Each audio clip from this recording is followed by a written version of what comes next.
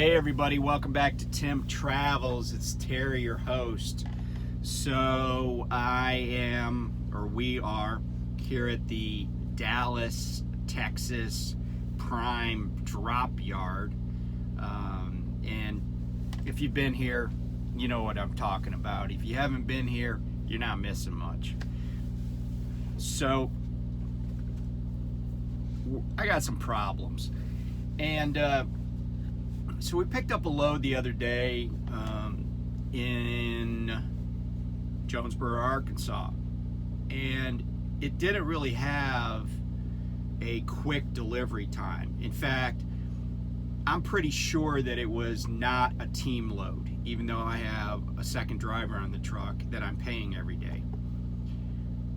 And the reason I know it wasn't a team load is because we sat for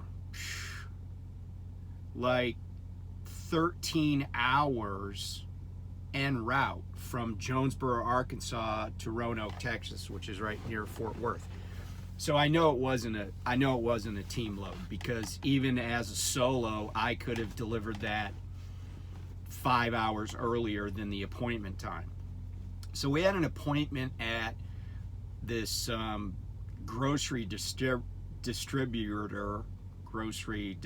center that I probably am not going to name right now, but I will never go back to any of their facilities. And the reason for that is this. I got there and they said, oh, you got to do this electronic check-in, or you can just come up to the guard shack. So I park, I walk my bills up to the guard shack, and they're like, oh, well, you got to do electronic check-in. And part of the electronic check-in, the company wanted me to provide location data on my cell phone, which I refused to do.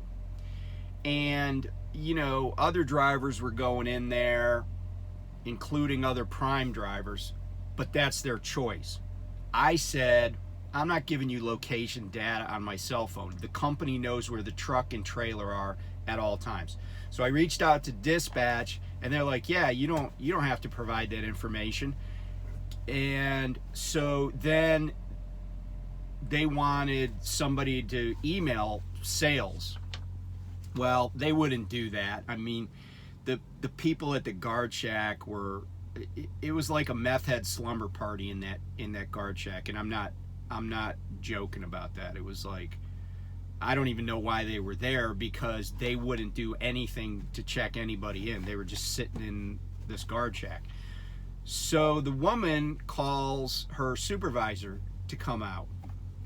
And he comes out and he's like, well, if you won't, adhere to these check-in procedures, which requires me to use my phone, and it's one thing when they say, what's your phone number, we'll call you.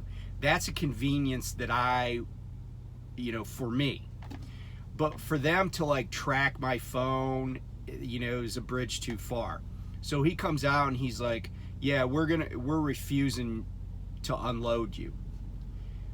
So I get his phone number eventually, and I give it to the dispatchers, and this goes on for hours and hours and hours. So finally, the appointment was at 2000. I got there a little bit after 1900. At 9 o'clock this morning, so 13 hours after the appointment, I get a message to bring the loaded trailer to the drop yard, which I do. Now, in the meantime, we had gotten a pre-plan to pick up a FedEx load out of Fort Worth and take it to Oakland, California. And because even though I thought we could still make it to the 01 at or near on time, and we definitely could have made it to the 90 on time because we have two drivers, they took the load off me. So, and I did tell them, I'm like, I can get this trailer fueled, dropped off, and I can still get back there on time. But they took it off me. So I get to the drop yard, and I get I'm waiting for another load. So then they send me a new pre-plan, and it's to pick up a load at Tyson's in Oklahoma tomorrow, right? Because the FedEx load was leaving today. Pick it up tomorrow, and it's a 3-stop load. All of the stops are here in Texas, and the last stop I can't make until Tuesday. And I rejected the load. And then this person, I don't know if it's a man or a woman actually, that I've never dealt with in weekend dispatch, says, okay, I'll send the load back to the planners. But then in another message says, wait a minute, this load pays over $3 a mile. I don't understand why you don't want it. And I basically gave him this whole version of what was going on, how much time we as a team spend waiting around for stuff. And by the way, I emailed Pat Leonard with my situation coming off home time that I talked about in the video. I emailed Pat Leonard, and we're going to have a conversation about how much of my time is wasted on the road. And he politely emailed back and said, hey, I can't get to you today, but I'll get to you, on Monday. And I said, okay. So anyway, what I did is I basically told the dispatcher, I said, first of all, it pissed me off that I said no to a load, and then he turned around and questioned my judgment, questioned my decision. Like, I can't calculate how much CPM is on this load. And I went back to him and I'm like, you don't really understand truck drivers, because CPM is not the only thing that drives a trucking business. And I hope he watches this video, he or she actually, because I don't know. I hope they watch this video, because I'm going to use the VAP board, and I haven't used the VAP board in a while. But I'm going to illustrate the tale of two loads right here, and how I make decisions, and how probably a lot of drivers make decisions. Because here's the thing, if you're training at Prime, if you're a TNT trainer, the person that's on your truck is getting paid whether the truck moves or not, right? So you're spending money for, like right now, Paul is up in the bunk, surfing the web or whatever he's doing, right? And I'm paying him for that. But here's the other thing. As a trainer, I want to take care of my trainee. I want to get them the miles they need to get off my truck. I mean, I've liked all my trainees, but they don't want to be, the sidekick, the co-driver forever, right? They want to get done with their training regimen and then get out on their own so they can make more money and call the shots, right? Like most of us would think that way. So it's not just about how much the truck makes per mile. It's a lot of times it's about the trip, where the trip's going, what I'm gonna get to see, how much time I have to sit, because I don't want to sit. If I sit, I want to be home and sit in my living room or on my back porch, or I want to go out and do something with my wife or my kids. I don't want to sit on the road. And kind of like really illustrate this point, Paul, I picked him up on Wednesday. He's driven so little that he has already been off duty or in the sleeper berth for how many hours now, Paul? Like 40 something. Almost between 45 and 50 hours. Like 49 hours. Yep. Right? Yep. That's how little he's driven. But that whole 49 hours, I was paying him, right? The truck's paying him. And he's not getting the miles he needs. So I'm spending money, and he's not even getting a benefit. Forget about me getting a benefit. He's not even getting a benefit other than getting paid to, hang out in my little truck here. So here are the two loads that I'm gonna, and here are the numbers from the two loads. So the first load is right here, number 1. That load is the FedEx load that got taken off me. It was 1,710 miles. Based on the mileage based on the miles and what it was going to pay, it was going to basically pay $2.06 a mile. I would have already picked this up, or at least been getting loaded, right? So pick up 1/8. It delivered anytime after midnight on the 10th. So really, we could have just booked it out there. And by the way, 1,710 miles is 3 drive shifts, right? So we could have just booked it to Oakland and had that thing off our back early on Monday morning, okay? Early on Monday morning, we could have dropped it. The other load is this second load. It was 793 miles. Based on what the load was paying, it equates to, sorry, it's a little, there we go. It equates to $3.40 a mile. But it didn't pick up until tomorrow, and I wouldn't have been finishing delivering until the 11th, because I also had 2 stops on the 10th, all in Texas, right? And candidly, if I want to drive around Texas for 3 days, I'll just rent a car. It's cheaper than dragging a trailer full of chicken or whatever was going to be in this load. But here's the other thing. Because Paul is essentially on salary, and because of the way these loads pay and when they deliver, you can calculate it. Well, Paul's salary is fixed, right? I pay him every day, no matter what we're doing. But you can calculate how much money the truck is making on a per day basis for these 2 loads. And oh, by the way, if I'm going to Oakland, there is a ton, well, there's probably 20 tons of stuff that I can pull out of there. There's so much in Northern California to pull out. And I know because I check load boards. But here's the per day revenue from these 2 loads.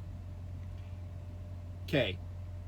It's, I'm sorry about, so in green, load number 1, which is the FedEx, $1,761 a day. Sorry, that's not very bright. There we go. $1,761 a day. The other load, the chicken load or whatever it was, $899 a day. It's more important for me to get miles for Paul, for my trainee, and cover the cost of having him on my truck than it is to make, $1 more a mile.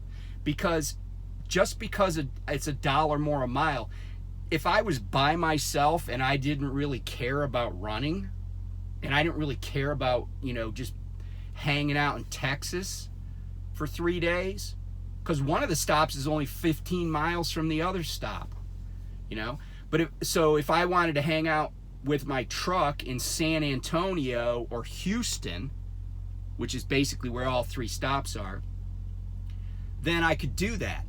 But I have additional costs, and this guy that's a truck dispatcher doesn't understand what I'm dealing with or what I'm facing. And in fact, I told him, I said, every load I've gotten since I came out from home time, even once Paul was on the truck, every load I've gotten is a solo driver without even running very hard could have handled. And the FedEx load was the first one that was a true team load where you had to run as a team and run hard. But as you can see, 49 hours that Paul hasn't actually been behind the steering wheel, we're not running as a team. I mean, I'm basically driving because I like to drive. I hate to ride, kind of. So I'm actually kind of screwing him out of time behind the wheel. But the point is that even I'm not getting enough miles to, really justify having him on the truck. Like right now, I haven't driven enough since I came out to justify having a trainee on the truck. And I told him, I said, what's the point? Like if you won't even run us as a team, we're going to, and Paul would like to get on with his life, I'm sure. He doesn't want to be on my truck until flipping April, But that's what's going on. So hopefully, and I'll report back after I get a chance to talk to Mr. Leonard He seems receptive, and he was very interested in my breakdown of it. And so what my counsel here is, what my advice here is always look at the entire picture. CPM does not mean everything. Because you can get you can go on a load board and find loads that are paying $10 a mile. Is that a good load? Well, what if I told you it's only going 90 miles?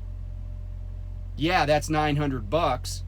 But what if I told you it's going 900 miles, but you can't deliver it for 48 hours? Is $10 a mile really good at that point? No, not to me at least. Because I told him, I said, if I wanted to be a P&D LTL driver, I'd have stayed at flipping Estes. You know, I don't want to go pick up a load, you know, where I'm only, you know, not even a full drive shift away from the first stop and have it take another 3 days to get rid of everything in the trailer. And that's assuming that nobody at any of those 3 stops rejects any product. Because I've had that happen too. You know, then what am I going to do? Now I got to spend another day waiting to get rid of some fresh meat somewhere. So, you know, excuse me if I sound irked, because I am.